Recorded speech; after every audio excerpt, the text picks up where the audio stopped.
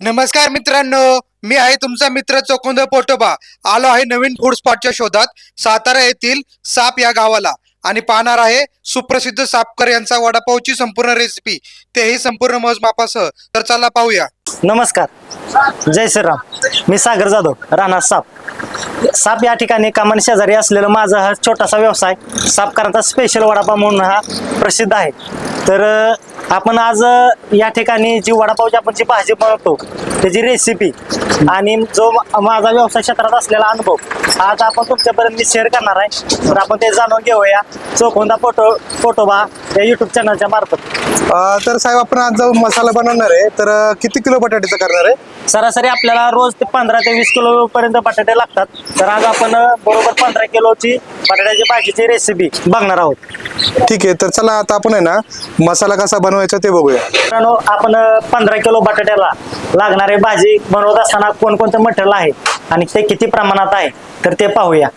तर पहिल्यांदा आहे मिरची, त्याचबरोबर आहे लसूण, कोथिंबीर आणि कढीपत्ता. तर वडापाव बनवत असताना सगळ्यात महत्वाचं जर कोणता असेल तर वडापावचा आत्मा असतो हा मिरची. तर तुमची मिरची किती तीव्रतेची आणि किती क्वालिटीची आहे ह्याच्यावर तुमचा सगळ्यात जास्त वडापावची क्वालिटी असते. त्याचबरोबर तुम्ही लसूण वापरत असताना बाजारात 2 ते 3 प्रकार लसणाचे असतात. तर सगळ्यात आपल्याला देशी लसूण हा चवदार असतो, त्यामुळे आपण लसूण हा देशीच वापरत असतो. त्याचबरोबर कोथिंबीर पण ही एकदम बाजारातली फ्रेशच असावी आणि ही पण देशीच असावी. त्याचबरोबर कढीपत्ता हा काय करते ते कढीपत्ता हा फ्रेश पाहिजे. जेव्हा आपण भाजी बनवणार आहे त्या अगोदर आपण ते 10 ते 15 मिनिटाच्या अगोदर ही फक्त झाडातनं तोडलेलं पाहिजे. हे पान काय करते ते एकदमच 5-6 दिवसाचा कढीपत्ता आणते ते. तर तसं न करता फक्त भाजी बनवायच्या अगोदर हा कढीपत्ता तोडला पाहिजे असं मला वाटतं. आपण हे आता सगळं मिक्स करणार आहोत मिक्सरमध्ये. हे कमीत कमी 15 किलो बटाटा करत असताना मिरचीचा पावशर, त्याचबरोबर लसूण अर्धा पावशर, कोथिंबीरची 1 पेंडी आणि कढीपत्त्याची एकदम फ्रेश पानं ते 3 ते 4 आपल्या अंदाजानुसार. ठीक आहे, तर एवढं साहित्यामध्ये आपण बनवणार आहे. तर मी याच्या आधी भरपूर व्हिडिओ कव्हर केलेत. तर ते लोक लसूण, मिरची आणि आलं वापरत होते. तर तुमच्या रेसिपीमध्ये मला आलं दिसत नाहीये, तर त्या मागचं काय कारण आहे? आलं म्हणजे सगळ्यात महत्वाचं म्हणजे माणसांचा असा एक गैरसमज आहे की जास्त मसाला वापरला म्हणजे जास्त वडापाव चवदार होतो. पण मला असं वाटतं की असं मुळात काहीच नाही. फक्त जे तुम्ही वापरता ते एकदम क्वालिटी आणि व्यवस्थित झालं पाहिजे. तर आता आपण जे मटण किंवा चिकन बनवतो ते आपलं एक मसाल्याचं चिकन असतं आणि एक आळणी असतं. मग थोडक्यात आळणी म्हणजे कसं कमी मसाल्याचं असतं पण ते एकदम चवदार लागतं. तसंच आपलं आहे कमी मसाला आणि जास्त क्वालिटी. तर कमी मसाल्यात आपला जास्त कसा क्वालिटी देता येईल हे आपण बघतो. आणि हे वडापाव तुम्ही कितीही खाल्ले तर ह्याचा तुम्हाला कसलाच त्रास होत नाही. त्यामुळे जास्त कमी मसाला वापरताना आपण वडापाव बनवत असताना जेवढं कमी मसाला वापरता येईल आणि जास्त क्वालिटी देता येईल याचा सगळा पूर्ण विचार करत असतो. कारण आपले वडापाव खाताना असताना लहान मुलं पण असतात, एक 2री 3रीतली आणि वयस्कर पण असतात. त्यांच्या ह्यांच्याकडे शरीराकडे बघून आणि तब्येतीकडे बघून आपण ह्या मसाल्याची वडापावची रेसिपी बनवलेली आहे. म्हणजे आपल्याला पचण्यासाठी चांगला आणि टेस्टला पण चांगला. ह्याचा कितीही खाल्ले तुम्ही एकदम आता 7-8 एका टाइमला जरी खाल्ले तरी ह्याचा तुम्हाला कसलाच पोटाला त्रास होणार. ह्या उद्देशाने आपण बनवलेला आहे. ठीक आहे, तर आता आपल्याला हे सगळं मिक्सर मध्ये बारीक करायचं आहे ना?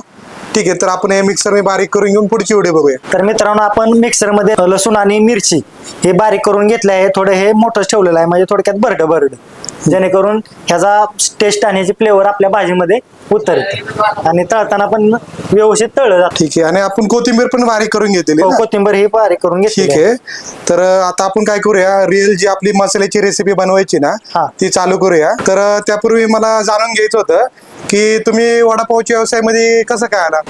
वडापावच्या व्यवसायामध्ये सांगायचं म्हटलं तर लॉकडाऊनच्या अगोदर आपण छोटे मोठेच कामं करत होतो आणि लॉकडाऊन पडल्यानंतर प्रत्येकाला काहीच नाही काम नव्हतं. त्यामुळे आमचा एक मित्र परिवार आहे. तर ते मित्र परिवार आपलं जेवण वगैरे झालं की आम्ही एक आपसी ठिकाणी एक पोल्ट्री आहे तर त्या ठिकाणी आम्ही सगळे एकत्र येत होतो आणि आपलं काय ह्याचे टिंगल कर तिचे टिंगल कर अशा परिस्थितीत आम्ही ते दिवस लॉकडाऊन मधले काढले आणि असंच बोलता बोलता म्हणलं चला आज आपल्याला काय काम नाही तर आज आपण वडापाव करूया. तर हे थोडी मला त्यातली आवड असल्यामुळं मी एका आपलं सहज एक मुलांना एक 10-12 जण आम्ही होतो तर एक 50 एक वडापाव केलं. आणि ते वडापाव बनवत असताना आपल्याला कसं थोडा व्हिडिओ बनवायचा नाद आहे त्यामुळे ते आम्ही व्हिडिओ बनवला आणि तो स्टेटसला ठेवला.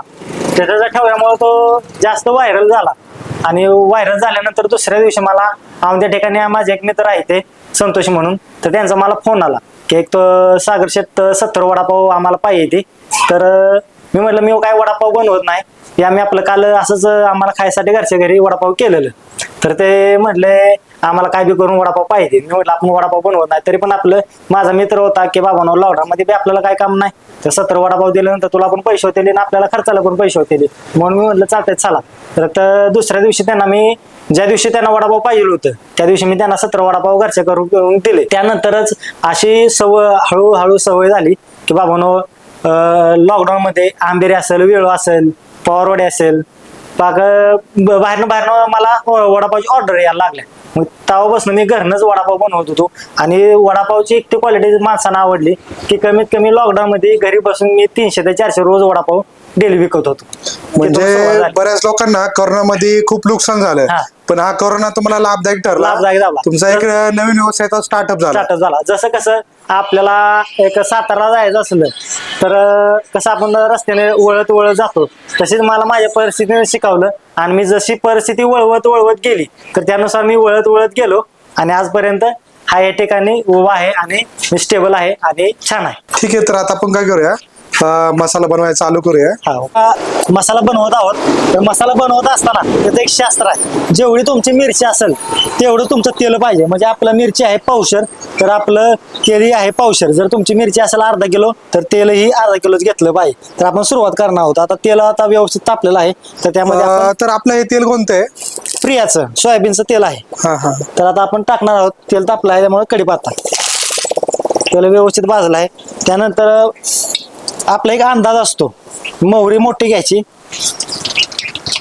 त्याचबरोबर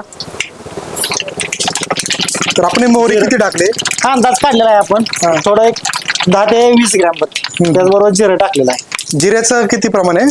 जिऱ्याचं बी तेवढंच म्हणजे साधारण 20 ग्रॅम. 20 ग्रॅम. त्यानंतर आपण हे लसूण टाकणार आहे. तर हा तडका बसला पाहिजे. म्हणजे तडका बसला तरच फ्लेवर चांगले येणार आहे. फ्लेवर चांगला आहे. त्यानंतर आपण एक कुकर आहे आपलं कुकरवरती हळदीचं प्रमाण काढलेलं आहे. 2 कुकर असले की एका कुकरला 2 चमचे त्यामुळे आपले 2 कुकर आहेत त्यामुळे म्हणजे ते आपले कुकर मध्ये किती बटाटा शिजवतो आपण एका कुकर? 7.5 किलो. 7.5 किलोला 1 चमचा. हा 7.5 किलोला 2 चमचा. 2 चमचा. हे व्यवस्थित झालं की त्याचबरोबर लगेच आपण थोडी मोठी केलेली आहे मिरची ते टाकायची आहे. तर आपली अर्धा पावशर लसूण होता आणि आता पावशर मिरची आहे आणि तेलाचं प्रमाण आहे मिरचीच्या वजन एवढंच पावशर तेल घेतलेलं मित्रांनो. आणि हे जास्त कसं जास्त शिजवायचं नाही किंवा जास्त भाजायचं नाही. एकदा मिक्स केलं की लगेच गॅस बंद करायचा. तर साधारण किती मिनिटं भाजायचे? नाही फक्त मिक्स करायचं नॉर्मल गरम करायचं कारण वडापाव आपण ज्यावेळेस त्याला सोडता आहे त्याला हे आला पाहिजे. नाही बरेच लोक म्हणतात की भाजणी चांगली केलं तर वडापाव चांगला होतो. नाही हे भाजणं म्हणजे हे कसं आहे ह्यात तळणं भाजणं म्हणजे आपण ते डबल केलं म्हणजे नॉर्मल कच्चापणा राहिला पाहिजे. तर आपण आता सगळे घटक टाकून झालेत का मसाल्याचे? झाले. आता म्हणजे बघा आता छान असा साधारण वास येतोय. हे मिक्स केलं जास्त लय भाजायचं नाही लगेच गॅस बंद करा. आपला वडापावचा मसाला तयार करून झालेला आहे. तर आपण मागाशी 15 किलो बटाटे शिजवलेले आहेत ते आपण आता सोडणार आहे. तर हे तुमच्या बरोबर जे आजी साहेब दिसत आहे ते कोण आहे तुमच्या? आता ते आमची आजी आहे म्हणजे वडिलांची आहे. तर सांगायचं म्हटलं तर आपलं माझे वडील 2010 साली एक्सपायर झाले आणि आई जेव्हा 2 वर्षाचा होतो तेव्हा आई 2098 साली एक्सपायर झाली आणि माझं लहानापासून मला मोठं हे आमच्या आजीनंच केलेलं आहे. आणि जसं अर्जुनाला कृष्णाची साथ मिळाली तशीच आम्हाला इथपर्यंत येण्यासाठी आमच्या आजीची साथ मिळाली. आणि हे आमचं म्हणजे आम्हाला तर देव भेटला नाही कारण हे माहित नाही पण मला आजीच्या रूपात देव भेटला ह्यात नशीब मानतो. आणि व्यवसाय करत असताना आजीचा हात मला खूप मोठा मोलाचा वाटा आहे. आणि ते मी आजीचं ऋण कधीच फेडू शकत नाही. तर उठल्यापासून आजी छोटे मोठे बटाटे सोलणं असेल, परत मिरच्या मोडणं असेल, लसूण असेल, ही आपली आजी बारीक बारीक करत असते.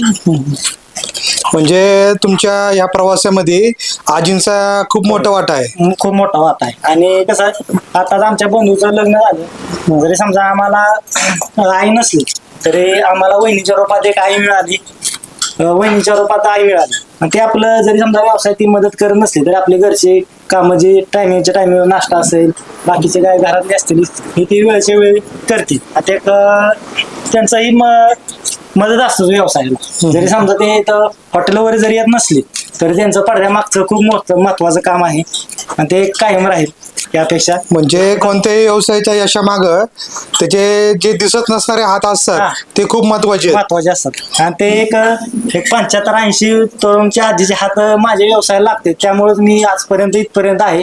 हेच खूप महत्वाचं आहे. म्हणजे आजी जे काम करतात ते एक प्रकारचा आशीर्वाद आहे. आशीर्वाद म्हणजे देवाचा जसा आशीर्वाद आपल्याला न मागता मिळतो, तसाच आजीचा मला आणि व्यवसायासाठी हात आशीर्वादाने मिळतोच. आजी, तर तुम्ही तुमच्या नातवाच्या कामामध्ये मदत करताय, तर तुम्हाला काय वाटतं? आनंद वाटतो ना? हा, आनंद वाटतो. आता ती गरीब आहे, ती मी सांभाळ त्याचनी काय करायचं. कृष्णाने कसं सगळ्यांना गमवलं, आजी नाही 2 मुलं गमवली, 3 मुलं गमवली, 2 मुलं गेली, म्हातारं गेलं. जे काय असेल ते आपण आजीचं हा, ठीक आहे. तर आजी, तुम्ही यांच्या कामामध्ये मदत करताय, तर हे खूप आहे ना कौतुकास्पद आहे. तर तुमच्या अशीच आशीर्वाद ठेवा तुमच्या नातवावर, तर तुमचा नातू अशीच सतत प्रगती करत राहील. हा ठेवणार. हा, लय माझा नातू तुम्हाला करतो, सांभाळतो, सारखा आई आई म्हणतो, सारखा मला करमत नाही. जीवलीस का जेव, सारखा मला विसरत नाही, सारखा विसरत नाही मला. जीवलीस का म्हणतो, खायला तुला काय आणू का, सारखा मला करतो. अजिबात मला नुसताही करीत नाही. फोटो काढतो माझा, फोटो काढतो, सारखा नसतं आयो करतो. तर साहेब, आपण मगाची चर्चा करत होतो की तुम्ही वास्तुशास्त्राच्या सगळं नियम पाळून तुम्ही तुमचं हॉटेल बनवलंय, तर त्याबद्दल काय थोडं सांगा ना. आता कसं आहे, व्यवसाय करत असताना मोठं बोलून चालत नाही. त्यासाठी योग्य निर्णय आणि योग्य पाऊल उचलणं हे खूप महत्वाचं आहे. आणि एक आपल्याला कोणतरी मार्गदर्शक असायलाच पाहिजे. तसं बघायला गेलं तर माझा मार्गदर्शक असं व्यवसाय क्षेत्रातला तर खरं तर सागर गायकवाड म्हणून. त्यांच्याकडून मी व्यवसाय करताना त्या महत्वाच्या टिप्स आहेत त्या शिकत गेलो, जेणेकरून लवकर उठणं, आपलं काम आजच करणं. त्याचबरोबर ते करत असताना मला एक आमच्या गावातील सचिन कुलकर्णी आहेत, मग ते वास्तुशास्त्र ते बघत असतात. आणि त्यांच्या मार्फत ही फरशी असेल किंवा हा फ्रीज असेल किंवा ह्या हॉटेलमध्ये जी कोणतीही वस्तू आहे ती वास्तुशास्त्रानुसारच आपण ठेवलेली आहे. जेणेकरून आता मी हा परवा दिवशी ड्रेस शिवला, तर आता एवढ्या डीप मध्ये सांगत नाही कोण, पण मी फर्स्ट टाइम सांगतोय की बाबांनो, हा ड्रेस आपण हॉटेलवर असताना कोणत्या कलरचा घातला पाहिजे. त्याचबरोबर हे आता सापकारांचा स्पेशल वडापाव आहे, हे नाव टाकलेलं आहे, ते कोणत्या कलर मध्ये असावं हे पण वास्तुशास्त्रानुसार मी बघितलेलं आहे. आणि मला असं वाटतं, जी पहिल्यांदा जी मुलं उतरणार आहे ते व्यवसायात, तर 100% त्यांनी 100% नाही पण कमीत कमी 60 ते 70% तरी वास्तुशास्त्रानुसार आपणला व्यवसाय असावा असं मला वाटतं. कारण त्याचं बेनिफिट आणि त्याचं नुकसान हे असतं, न कळत ते आपल्याला दिसून येतं आणि कळतच. त्यामुळे जे नवीन व्यावसायिक आहेत त्यांनी आपला वास्तुशास्त्रानुसार व्यवसाय असावा असं मला वाटतं. मित्रांनो, आपला बटाटा सगळं व्यवस्थित सुलून झालेला आहे. तर आता आपण हे बटाटा बारीक म्हणजे क्रश करणार आहोत. तर हे आहे ठोंबा लोखंडी. तर लोखंडी ठोंब्याच्या साह्याने आपण हे बटाटा क्रश करणार आहोत. कारण पहिलं बघा तुम्ही ठिकऱ्याचं कालवण वगैरे असायचं, त्या पद्धतीचा हा ठोंब्याचा बारीक केल्यानंतर थोडा ह्याला काय ना काय ते फ्लेवर 100% येतोच. त्यामुळे ठोंब्याच्या साह्याने आपण क्रश करणार आहोत एकदम बारीक व्यवस्थित. आता हे ठोंब्याचं कारण हे मला आजीनं सांगितलेलं आहे की 100% फ्लेवर येतोच. तर या वडापावच्या व्यवसायामध्ये ना तुम्हाला काय फायदा झालेला आहे? आता वडापावच्या व्यवसायामध्ये फायदा बघायचं म्हटलं तर आता आम्ही एक 15 ते 20 लाखाचा बंगला बांधलाय. तसं बघायला गेलं तर आमची परिस्थिती पहिली खूप नाजूक होती. तर आता पाऊस आला म्हणजे आपलं एक स्वप्न असतं, एक छोटस घर असावं, त्या घरामध्ये ऊन वारा पाऊस आला नाही पाहिजे. पण आमच्या आजीनं आणि आम्ही, ऊन आलं तरी आमच्या घरात ऊन येत होतं, पाऊस आला तरी आमच्या घरात पाऊस येत होता. आजीनं मी बादल्या भरून पाणी काढलेलं आहे त्या किचन पासून. आणि आमच्या आजीला किचन काय असतं, बाथरूम काय असतं, संडास बाथरूम काय असतं हे काहीच माहीत नव्हतं. आणि हे आम्हाला मी आजीला दिलं. आणि जरी समजा तो 15-20 लाखाचा जरी बंगला असला तरी मला त्यात तो 5 एक कोटीचा बंगला असल्यासारखं फील येतं. कारण माझी आजी त्या घरात आणि त्या बंगल्यात हसत आणि आनंदात असते. त्याचं माझ्यासाठी महत्वाची गोष्ट आहे. आणि घर बांधत असताना आता आपण बघतोच की हे राहिलंय ते राहिलंय. कारण पहिल्या घरात आमच्या कसं शिक काय असायच्या की दूध ठेवायचं म्हटलं तरी त्याला शिक काय, कारण तुम्ही पहिले माणसांना माहित असेल की बघूला दूध ठेवायचं म्हटलं तरी शिक काय. तर आजी याची स्लॅब टाकताना की बाबांनो एखादं शिक कायला जागा करा किंवा एखादी दिवळी काढा. ह्या गोष्टी आजीला माहित नसते का बाबा कपाट असतं, हे असतं ते असतं. तर ते आम्ही व्यवस्थित करून घेतलो आणि आता आजी त्या घरात ते एकदम खुश आहे. आणि मला सांगावंच वाटतं की ही माणसं आहे ती जुन्या काळातली, त्यांना काही जास्त अपडेट झालेलं हे काय माहित नाही. आता बेसिन काय असतं आजीला माहित नाही. आता तुम्ही बघा एक छोटस बेसिनच्या भांड्यावर आपलं एक झाकण असतं, तर ते आता काय झालं ते आमच्या वहिनीकडून आहे का नाही ते भांडे घासत असताना ते फक्त एका साईडला ते राहिलं. आणि त्या वहिनी काय त्यांच्या कामात दंग असतील. परत मी दुपारचं आपलंच भाजी न्यायला आलो घरी की बाबांनो, आणि तिथं त्या बेसिन शेजारी आजी अशी खुडखुड करत होती आपली कशी ही उडक ती उडक. आणि मी आपलं विचारलं आजी तू काय करते, ती आजीचं ती भांडं घेतलेलं आणि ती म्हणतो अरे हे कशाच तरी पडलंय, ती पण कशाच पडलंय मला कळना झालं. मग ती म्हणलं अगं हे ह्याच्यावर भांडं असतं. म्हणजे इतकी साधी आणि सरळ माणसं ही आपल्याकडे आहेत. म्हणजे त्यांच्या काळामध्ये त्यांना ते काय माहित नसतं ना. माहितच नव्हतं की किचन काय असतं, किचन काय बेसिन काय असतं. आता ते बघा एक छोटस असतं ते बेसिन वरती, ते कोणाच्या लक्षात नाही, ते फक्त एका साईडला झालेलं. मग त्यांना कळलंच नाही. मग ते 15-20 मिनिटं ती गिरक्या घालत होती, कशाचं पडलेलं पोपाट कशाचं पडलेलं आहे ते त्याला कळतच नव्हतं. मग मी त्याला समजून सांगितलं की एवढी भारी माणसाची. आणि त्यांचं कसं आहे त्यांना जास्त काय मोठं नसलं तरी चालतं. हे भारी म्हणजे जुन्या विचाराची माणसं खरंच भारी असते. कारण आता महत्वाचं म्हणजे पहिलं कसं, आता मला चांगलं आठवतंय आमची आजी दिवसभर रानात जायची, फक्त 40 रुपयाला घेऊन यायची आणि त्या 40 रुपयामध्ये घर चालवायची नी वगैरे. आणि आता कसं पहिलं आमचं छोटस घर होतं, त्या घरात फक्त एकच बल्ब होता, ते पण आम्ही दुसऱ्याकडून लाईट घेतलेली. आणि आता ज्या जागेत आम्ही राहतोय त्या जागेत कमीत कमी 21 बल्ब आहे. त्याला मला खरंच आनंद वाटतो. आणि जरी समजा संध्याकाळच्या वेळी जरी समजा एक आपली सुई पडली तरी त्या सुई आपल्याला दिसेल रात्री 12 वाजता, एवढा तर मी माझ्या घरासाठी प्रकाश करून ठेवलेला आहे. आणि महत्वाचं सांगायचं म्हणजे तर कसं आजीला जास्त काय लागत नाही. कुठं झेंडू बाम लागतो, कुठं परत ती वॅसलिन लागते, कुठं परत आता मिसरी वगैरे तर काय घासत नाही. मग कुठं असं गुलालाचं वगैरे असेल ही ती मग जाते गावातल्या कुठल्याही दुकानात जाते आणि मटेरियल घेऊन म्हणते की बाबांनो माझ्या नातवावरून घ्या, तो पैसे देईल. म्हणजे ही लय भारी वाटण्यासारखी गोष्ट आहे. आणि मला खरंच भारी वाटतं की बाबांनो दुकानवाले सांगते बाबांनो आजीनं तुझं ही नेलंय त्याचे पैसे दे. म्हणजे बघा ही काय म्हणजे काय आपण जास्त माणसांवरती प्रेम करतो किंवा आपला जास्त जीव आहे, तसा माझा आजीवर जास्त जीव आहे. पण ज्या व्यक्तीवर आपला जास्त जीव आहे, ज्या व्यक्तीवर आपलं जास्त प्रेम आहे हे कधीच सांगायचं नसतं, ते कायम लपवून ठेवायचं असतं. म्हणून मी कधी सांगत नाही की माझ्या आजीवर माझं लय प्रेम आहे किंवा माझा लय जीव आहे. ते मी कायम मनात ठेवलंय आणि ते मनातच कायम राहील. कारण ज्या गोष्टी आहेत त्या मी जास्त बोलू शकत नाही. एवढं काय घर बांधलं त्याचबरोबर प्रत्येकाचं स्वप्न असतं की आपल्याला एक 7,000 जवळ असावा, ते म्हणजे गाडी. तर एक मी 2017-18 साली एक 5,000 रुपयाची गाडी घेतली. त्या गाडीवरती हा इथपर्यंत प्रवास घेतला. आणि त्यानंतर ती गाडी माझी लक्ष्मीच ती अजून जपून ठेवलेली आहे. ती थोडी ही झाल्यामुळं आता थोडं काम निघल्यामुळं मी आपल्या वडापावच्या जेव्हावरती एक ओला कंपनीची एक 1.5 लाखाची गाडी घेतलेली आहे. कारण गाडी आपल्याला मित्र पण देते पण ते किती 15 ते 20 मिनिटासाठी किंवा अर्ध्या एका तासासाठी. आता मी गाडी दाखवतो घेतलेली, व्हाईट कलरची घेतलेली आहे. ही बघा ही माझी ओला कंपनीची गाडी आहे. तर ही व्हाईट कलरची आहे. माझ्या जीवनातला हा राजवंशच आहे. तर मी या गाडीला खूप मानतो. आणि मला शिक्षकांनी सांगितलेलं जे 8वी 9वीत असताना, आपण काही एवढं जास्त शिकलो नाही, की तुम्हाला जर मार्केटमध्ये उंची मोजायची असेल तरी तुमचे पैशात मोजायचे कधीच नसते. तुम्हाला जर उंची मोजायची असेल तर तुम्हाला कर्तृत्वामध्ये उंची मोजावं लागतंय. तुमचं कर्तृत्व किती आहे मार्केटमध्ये ह्याच्यावर तुमचं मोजमापन होतं. म्हणून मी इथं लिहिलेलं आहे उंची कर्तृत्वाची मोजायची असते.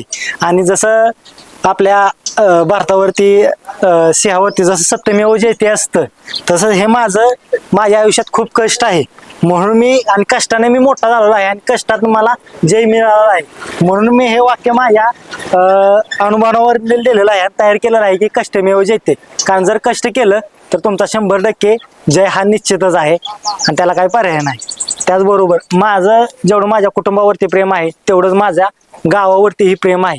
मी जसं माझ्या कुटुंबाला मानतो तसं माझं हे गाव आहे ना साप, हे मी म्हणजे साप हे माझं गावच आहे. म्हणजे गाव असलं तरी मी कुटुंबासारखंच मानतो. म्हणून मी माझ्या हॉटेलला नाव दिलेलं आहे सापकरांचा स्पेशल वडापाव. कारण माझी ओळख ही माझ्या गावावरती गावामुळं असावी आणि जे मी इथनं पुढे जे काय नाव मोठं करेल ते माझ्या बरोबर माझ्या गावाचंही नाव मोठं होणार आहे. तर ते मी 100% करणारच आहे. आता आपण बटाटा क्रश केलेला आहे, तर आता आपण यामध्ये मसाले मिक्स करणार आहोत. तर चला तर आपण ते बघूया यामध्ये कोणकोणते मसाले आपण टाकणार आहोत. तर प्रथम आहे बडीशेप. ही बडीशेप भाजलेली आहे, जे आपण हॉटेलमध्ये वापरतो खायला जेवण झाल्यानंतर, ते तरी वापरायचं नाही. तर हे एक प्रमाण काढलेलं आहे, एक कुकरला 1 मूठ, त्यामुळे 2 मूठ टाकलेलं आहे. म्हणजे साधारण 7.5 किलोसाठी 1 मूठ. हा 7.5 किलोसाठी 1 मूठ. आपला हा 14 किलोचा आहे त्यामुळे 2 मूठ टाकलेला हा. आहे. म्हणजे रेसिपी डेव्हलप करताना तुम्ही कुकरच्या हिशोबाने केलेलं आहे. कुकरच्या हिशोबानेच केलेला हा, आहे. हा. आता हा आहे मटन मसाला. हा हा तर हा नॉर्मल फक्त फ्लेवर येण्यासाठी टाकायचा आहे.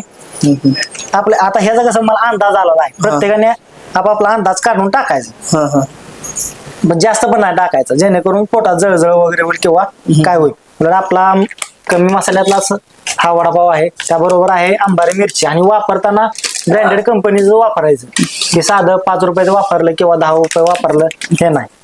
हे फक्त नॉर्मल तिखट येण्यासाठी टाकायचं. तुम्ही बघू शकता हे काही जास्त टाकतच नाही, हे फक्त नॉर्मली एकदम हे साठी. सगळ्यात महत्वाचं म्हणजे हे टाटा मीठ. ह्या मिठाशिवाय दुसरं कुठलं तुम्ही मीठ वापरू नका. कारण तुम्हाला जर काय बघायचं असेल तर 5 रुपयाचा पुडा, 10 रुपयाचा, ह्याच्या व्यतिरिक्त कुठलंही कालवणात मीठ टाकून बघा त्याची चव, आणि हे टाटाचं वापरून बघा चव. हे सगळ्यात ब्रँडेड आहे. आणि मी तर म्हणतो जर मीठ खायचं असेल तर टाटाचंच मीठ वापरा. आता हे पण आपण एका कुकरसाठी 1 मूठ हे अंदाज काढलेला आहे. तर हे 1 मूठ झालं एका कुकरसाठी आणि हे 2 मूठ, म्हणजे चव पण व्यवस्थित कळते. आणि जर वडापाव करत असताना ग्राहक काय काय वेळेस सांगतो की बाबांनो आता प्रत्येकाला काय कमी मीठ जास्त मीठ आवडतं. त्यामुळे जर समजा कोण म्हणलं की बाबांनो एक 5 ते 10% कस्टमर म्हणले की बाबांनो मीठ कमी पडले, तर मग थोडं नॉर्मल आपलं टाकायचं. त्यानंतर हे आपले इथे भाजी आपण केली ही व्यवस्थित अशी, म्हणजे मसाला मिरचीचा मसाला. हा मिरचीचा मसाला, मिरची लसूण वगैरे मागास ते केलेलं का नाही. थोडक्यात हे महत्वाचं. आणि शेवटचा घटक म्हणजे आपली कोथिंबीर. कोथिंबीर ही वडापावसाठी खूप महत्वाची आहे. कोथिंबीर ही वडापाव मध्ये पाहिजेलच. जर कोथिंबीर नसेल तर त्या वडापावला काय चव नाही. आता हे सगळं व्यवस्थित आपण थर लावून घेतलेलं आहे. ते आता मिक्स करणार आहोत आणि ह्यामध्ये टाकायचं हे अशा प्रकारे. मला अजून एक महत्वाची गोष्ट सांगायची आहे.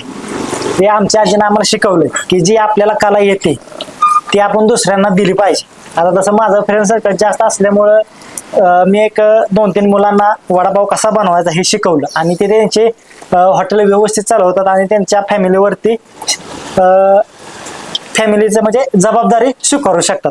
आमच्या जवळचे आमचे जिगरी मित्र पवारवाडीचे नाना पवार म्हणून आहेत. त्यांनी स्टँडवरतीच नाना वडे वाले म्हणून असं आताच नवीन स्टार्टअप केलेलं आहे. त्यांचाही वडापाव म्हणजे जास्त सेल होतो आणि ते त्यांच्या व्यवसायात यशस्वी झालेले आहेत. आणि जेव्हा ते कोण सांगतात की नानावडे वाले हे चांगले वडापाव बनवतात, हे मला आनंद होतो. आणि ह्यातच आपण सक्सेसफुल झालेलो आहे आणि असं मला वाटतं. त्यामुळे काय नाही.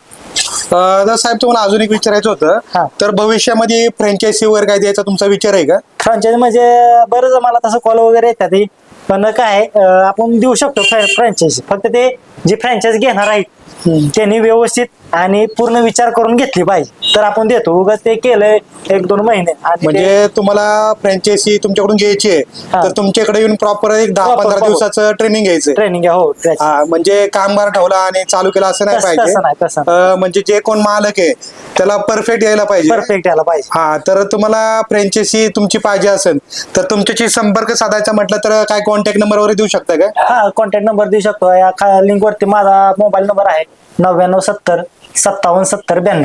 ह्या नंबरवरती कधीही व्हॉट्सअप करा किंवा कॉल करा. जे तुम्ही नक्की नवीन जे व्यवसाय करायला इच्छुक आहेत हा. त्यांना तुम्ही मदत करणार आहे. मदत करू शकतो. आणि उलट आपली मराठी माणसं मुलंही व्यवसायात उतरलीच पाहिजे असं मला तर वाटतं. आपला भाजी मसाला तयार करून झालेला आहे. तर आता आपण बेसन पिठाचा बेटर तयार करणार आहोत. म्हणजे आता आपण वडापाव तळण्यासाठी हो. ते बेसनाचं बॅटर असतं हा. ते बनवायचं. तर आपण बनवायचं. बेसनासाठी तर तुम्ही कोणतं वापरतात? आपण दुर्गा बेसन पीठ वापर. हा, म्हणजे सातारा साईडला दुर्गा दुर्गा, बेसन दुर्गा. चालतं जोरात. हा. ठीक आहे, तर आता आपण ना बेसनचं बॅटर कसं बनवतात ते बघूया. वडापावसाठी लागणारं बेसनाचं बेटर कसं बनवायचं असतं आणि त्यांचे किती प्रमाण आहे ते आता मी तुम्हाला सांगत आहे ते तुम्ही लक्षात घ्या. कमीत कमी आपण चालूला आता 3 लादेचं आपण पीठ बनवणार आहे. तर कमीत कमी त्यासाठी आहे की नाही ते 9 पाया घ्यायचे ते. 9 पळ्या हा. म्हणजे साधारण वजन किती असेल त्याचं? वजन तर 1-1.5 किलो असेल. हा, 1.5 किलो. अर्धा 1 किलोच्या आसपास असेल. हा हा. हे 7. मित्रांनो, यांनी रेसिपी डेव्हलप करताना त्यांच्या भांड्यानुसार त्यांनी त्याचं प्रमाण ठरवलेलं आहे. तर थोडंसं अडचणीचं येईन पण आपण आहे ना रेसिपी नक्की करून ट्राय करा. आता हे बघा ह्याचं प्रमाण ठेवलेलं आहे. आता हे मीठ आहे हे पण टाटाचं मीठ आहे. आता हे अंदाज म्हणजे त्याचं प्रमाण काढलेलं आहे मी. आता तसं मला ग्रॅमवरती सांगता येणार नाही पण किती 9 पायाला किती असावं हा, हा. किती असावं हे टाटाचं मीठ आहे हे मी टाकलेलं आहे. त्याचबरोबर हा खायचा सोडा आहे त्याचं बी प्रमाण चिमटीवर असतं. एक 9 पायाला एक 3 चिमट टाकायचे. त्यानंतर हा वावा बी वापरताना तुम्ही ब्रँडेडच वापरा. एक आणि हे 2. आणि महत्वाचं म्हणजे पाणी घेताना आता हे माप शक्यतो कुठे भेटत नाही पण ह्या मापाचा मी उपयोग केलेला आहे. म्हणजे अर्धा लिटरचं अर्धा माप आहे. लिटरचं, हा. हा. तर कमीत कमी ह्याला 1 लिटर 1 ते 1.5 लिटर पाणी लागतं. हे एक झालं. हे 2. तर हे 2 1 लिटर झाल्यानंतर हे व्यवस्थित एकजूट करून घ्यायचं. म्हणजे त्याच्यामध्ये गाठी वगैरे नाही हा, राहणार. गाठी ओढत नाही वाढत. चांगलं हलवून घ्यायचं. हलवून घ्यायचं. आता हे काय होतं पीठ हे उडते मग आता थोडं पाणी टाकायचं. आणि पाणी टाकताना ह्याच्यावर असं नाही टाकायचं हातावर टाकायचं जेणेकरून आपला हात पण स्वच्छ होईल आणि इकडे तिकडे जास्त ते लागणार नाही. हे आता व्यवस्थित बघा असं मिक्स करून घेतलेलं आहे. आता काय काय काय करते ती ह्यातच हळद टाकते ती ह्यातच एव्हरेस्ट मसाला टाकते ती ह्यातच तिखट टाकते ती आणि त्यामुळे काय होतं आपल्याला त्रास होतो. त्यामुळे फक्त ह्यात मीठ सोडा आणि वावा टाकायचा आहे. हे असं अंदाजे घेऊन टाकलं. म्हणजे वडापाव तयार करताना बॅटरची थिकनेस खूप महत्वाची हा, आहे. खूप त्यामुळे वरचं आवरण क्रिस्पी किंवा आपल्याला पाहिजे तसं होणार आहे. होणार आहे व्यवस्थित होत. आणि हे जास्त पण पीठ मळायचं लागल असं हळू मळायचं. म्हणजे आपण जे असे लॉट करणार आहे तसंच ते करायचं. हा, तसंच ते म्हणजे करायचं. 30-35 वडापावचा लॉट असेल तर हा. तेवढंच करायचं. आता हे आपलं किती 70 वडापावचं होतेली एवढं बेटर आपण हा. बनवलं. तर साहेब तुमचं सरासरी दिवसभरात किती वडापावची विक्री होते? आता हे आपलं छोटंच गाव असल्यामुळे तरी सरासरी कमीत कमी 250 ते 300 वडापाव डेली जाते ती. हा, हा, हा. पण महत्वाचं ह्या सांगण्यामध्ये पेक्षा मला असं वाटतं की आपलं रोजचं डेली वडापाव किती जाते ती हे महत्वाचं नाही पण वडापाव किती जणांनी खाऊन त्याचं किती समाधान झालं पाहिजे तो किती आनंदी आहे हे मला महत्वाचं वाटतं. त्यामुळं वडापाव किती जाते हे मी बघत नाही पण किती जणांचं समाधान झालं आणि किती जणां वडापाव खाल्ल्यानंतर किती जण आनंदी झाले हे मी जास्त बघत असते. आता तुम्ही म्हटला किती वडापाव जाते आता मी म्हटलं 250 वडापाव जाते. आता काय काय माणसं काय करते ती की लगेच कॅल्क्युलेटर करते ती 250 गुणिले 15. पण जर समजा तुम्ही 250 वडापाव केलं तर तुम्हाला 250 वडापाव जर पैसे भेटतील असं काय नाही. काय होतं आपलं गावात भागात मुलं असतील म्हातारी माणसं असतील त्यांच्याकडे कधी पैसे असतात कधी पैसे नसते ती. त्यामुळे आता समजा एक लहान मुलगा आला त्याकडे कधी 12 रुपये असते ती कधी 13 रुपये असते ती. मग काय होतं व्यवसाय महत्वाची गोष्ट व्यवसाय करत असताना पैशाबरोबर तुम्ही माणसं पण कमवली पाहिजे. आता जर एक बारका लहान मुलगा आला की बाबा नो दादा माझ्याकडे 12 रुपये आहे ती, माझ्याकडे 3 रुपये नाही, मग मला वडापाव द्यायला मी बिंदास देतो. कारण तिथंच आपलं व्यवसायात तिथंच आपली ग्रोथ होत असते. आणि आता कोण म्हातारी माणसाची काय कायना टेन्शन वगैरे असतात, महत्वाचा वडापाव खात असताना म्हणजे माणूस कसा नेहमी आनंदी पाहिजे असं मला वाटतं. म्हणून म्हातारी माणसं जरी असली तरी त्यांच्याकडे पैसे असले नसले तरी मी आपलं बिंदास देऊ शकतो. आणि त्यांनी ते परत रिटर्न मला ते 2-3 रुपये मिळाले पाहिजेत किंवा ते देतील ही मी कधीच अपेक्षा ठेवत नाही. त्यामुळे काय आपली गावातली माणसं आहे ती गाव माझ्यावरती प्रेम करतं आणि मी बी गावावरती प्रेम करतो, हे सगळ्यात मी मानतो असा विषय. आता हे बघा आता व्यवस्थित असं झालेलं आहे आणि ह्याचं हे असं पीठ पाहिजे. आता हे काय हे 5 मिनिटांना अजून एक पातळ होणार आहे, पण ह्यात आता पाणी टाकलं नाही तर चालेल, नंतर आपण थोडं पाणी टाकायचं. मग आता हे कसं होतं, एक 5 मिनिटं दिलं की व्यवस्थित भिजतं आणि ते थोडं फुगतं. मग आता ते आहे आपण असं ठेवणार आहे, तयार झालेलं आहे. तर आपण आता वडापाव सोडण्यासाठी गोळे तयार करूया.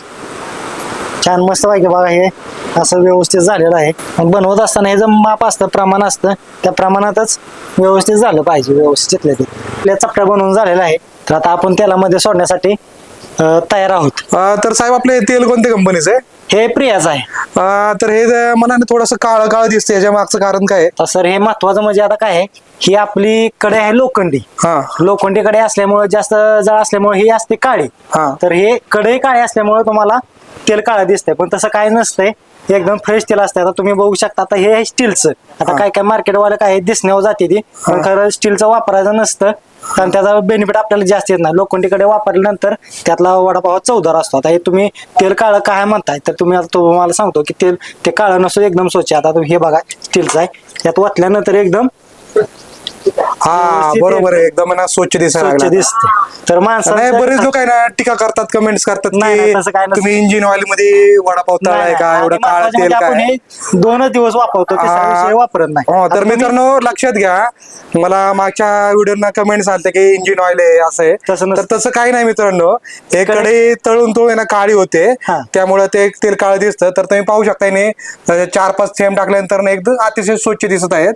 हा. तर माणसाचा गैरसमज असतो. मनातला तुमचा गैरसमज काढून टाका मित्रांनो, हे तेल काळं आहे हे, तर असा काही विषय नसतो. तर आता आपण आहे ना वडापाव तळायला चालू करूया. हा, चालतं. ही माझी दिवसाची सुरुवात आहे ना सूर्यनमस्काराने, आणि माझ्या दुकानाची सुरुवात या आवाजाने होते. त्यामुळे हे वातावरण निर्मिती करा, हा आवाज कंपल्सरी आहे.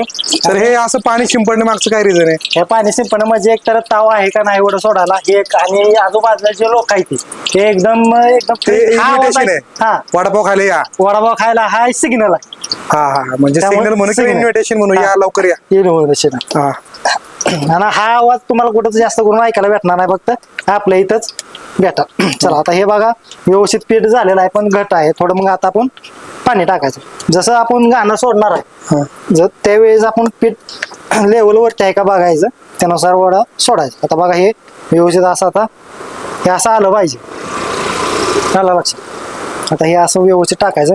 आणि वडं सोडताना पण आपण जास्त कढई भरत नाही किंवा जास्त बघूल भरत नाही, एकदम स्वच्छ वगैरे शांत तुम्हाला दाखवतो. हे असं सोडायचं, जास्त आपला काय म्हणते त्याला शेव निघत नाही. बघा हे असं व्यवस्थित सोडलं, असं उचलून टाकायचं नाही, जेणेकरून परत भासतं. मग असं काय करायचं, शांततेत असं लेवलनं टाकायचं, असं एकदम. आता तुम्ही बघू शकता, मगाशी तुम्हाला वाटलं होतं तेल काळं आहे का, पण आता वडं सोडल्यानंतर कसं एकदम फ्रेश दिसतंय. ते कढई काळी असल्यामुळे तुम्हाला ते वाटलं की. आता हे आपलं वडं सोडलेलं आहे ते, आणि आपलं कस्टमर पण वडापाव यायला खाण्यासाठी वडापावचा सुगंध पसरला, तसे कस्टमर पण यायला लागले. लागलेलं आहे. तर हेच आपण कमवलंय. आपण ज्या ठिकाणी उभं आहेत त्या हा. ठिकाणी माणसं आली पाहिजे, गर्दी झालीच पाहिजे. गर्दी झालीच पाहिजे.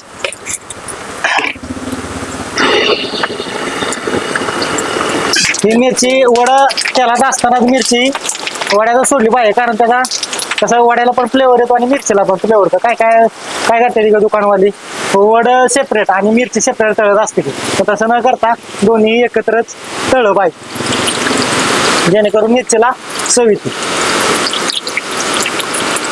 कारण बघू शकता की आपले कस्टमर इथं उभा आहे, यांना बरेच गडबड आहे. पण जरी गडबड असली तरी आपलं काम काय आहे, त्यांना व्यवस्थित वडापाव देणं हे आपलं काम आहे. त्यामुळे काय काय हॉटेलवरती कसं गडबड आहे, जास्त गिरायकांना कस्टमरला गडबड आहे म्हणून कसेही काढतात. पण आपण व्यवस्थित शांत मंद गॅसवरती व्यवस्थित वडापाव क्रिप्सी होईल असा भाजायचा, जेणेकरून खाताना त्यांना असा साध्या भाषेत आणि गावठी भाषेत सांगायचं म्हटलं तर कुरुम कुरुम वाटलं पाहिजे. म्हणजे हा, कुरकुरीत कुरकुरीत कुरकुरीत तर इंग्लिश वाटलं मध्ये क्रिस्पी. क्रिस्पी क्रिस्पी नाही, गावकडच्या भाषेत कुरुम कुरुम वाटलं पाहिजे. हा हा हे महत्वाचं. गावाकडच्या भाषेमध्ये गोडवा असतो ना, गोडवा असतो, हा. ते इंग्लिश मध्ये नाही. ते कसं बोलायचं म्हणून बोलायसारखं आहे. चालेल का? हो, झाले. व्यवस्थित बघा, शांत लालसर झाले ते. हा. असं लालसर तुम्हाला कुठं भेटणार नाही. हा हा हे आपलं खासियत आहे. व्यवस्थित छान वरती असं वरतीच ठेवा, वरतीच ठेवा. करून झालेलं आहे ते. आता आपण कस्टमरला देणार.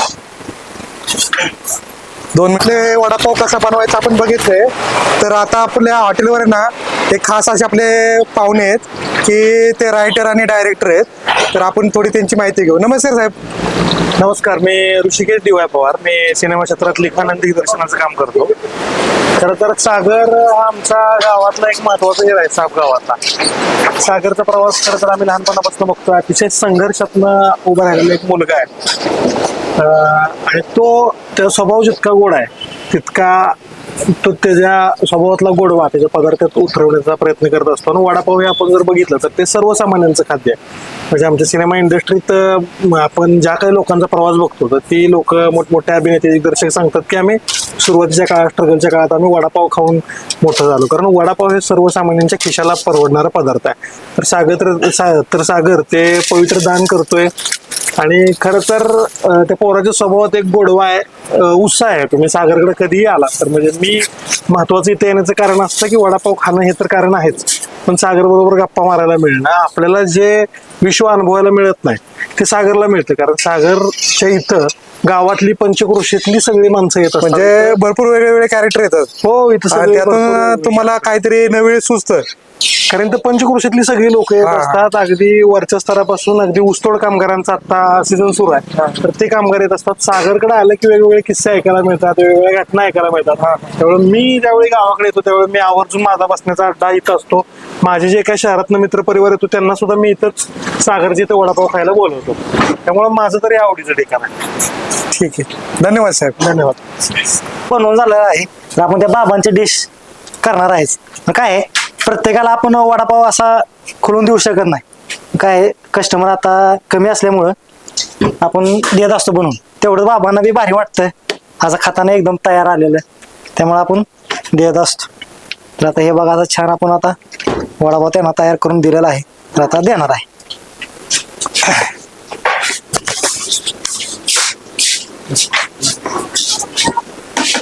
द्या. तर बाबा किती वर्ष आलं तुम्ही तिकडे येताय वडापाव खायला? अहो माझ्याकडे बघा, किती वर्ष आले येते वडापाव खायला इकडे? आता मी येतोय त्याला 1 वर्ष तर झाले. वर्ष आले. कसं वाटतं वडापाव तुम्हाला? एक छान पाहिजे. छान आहे ना? हा. तर आता मी रहमतपूरवरून आलो, पण वडापाव खावा म्हटलं साप मध्येच. हा, तर आपल्याला मार्क द्यायचे ठरले. सागर पशी म्हणलं छान लागतात म्हणून. तर ऐका ना बाबा, बर. तर आपल्याला 10 पैकी मार्क द्यायचे ठरले. बर. तर आपल्या वडापावच्या टेस्टला तर 10 पैकी किती मार्क देता तुम्ही? 10 पैकी 10 म्हटलं तरी चालेल. ठीक आहे, म्हणजे तुम्हाला वडापाव खूप आवडतो. आवडतो. ठीक आहे. तुम्ही महत्वाचं रहमतपूर मध्ये एवढं सगळी दुकान असताना साप मध्ये आता मी रहमतपूरवरून चालू आहे. काय पाहतो सापला का बरं येतो तुम्ही वडापाव खायला? सागरचा वडापाव छान लागतो म्हणून. कुरकुरीत खमंग. कसं वाटला? वडापाव अतिशय उत्कृष्ट आहे. कुठून आला साहेब तुम्ही वडापाव खायला? जयपूरमधून Shivshakti multistate cooperative credit society limited Satara, तिथे शाखा व्यवस्थापक म्हणून आहे. तिथून मी जे सापमध्ये आलेलो आहे. तर अतिशय अतिउत्कृष्ट वडापाव आहे. तर तुम्ही वडापाव खाण्यासाठी साधारण 8 किलोमीटर आलेला आहे. हो, म्हणजे तुम्हाला याची खूपच आवड आहे. आवड आहे. ठीक आहे, धन्यवाद साहेब. महाराष्ट्रभर कुठेही मिळालेलं नाही. अगदी मुंबईचा सगळ्यात प्रसिद्ध वडापाव आहे तिथं पण नाही भेटली. नाही, तिथं ही चवच मिळालेली नाही मला. म्हणजे आतापर्यंत मी सागरलाही नेहमी म्हणत असतो की काय तुझ्या हातात जादू आहे काय माहित नाही, हा. पण इथं जी चव चाखायला मिळते ती मला तरी सेम टेस्ट आतापर्यंत कुठंच मिळालेली नाही. हा, तर आपल्याला वडापावला रेटिंग द्यायचं म्हणतं 10 पैकी, तर काय रेटिंग देतात? 10 पैकी 10.5चं रेटिंग माझ्याकडे नाही आवडत. म्हणजे आपण नियम तोडून एक अर्धा पॉईंट जास्त दिला. हो हो. ठीक आहे.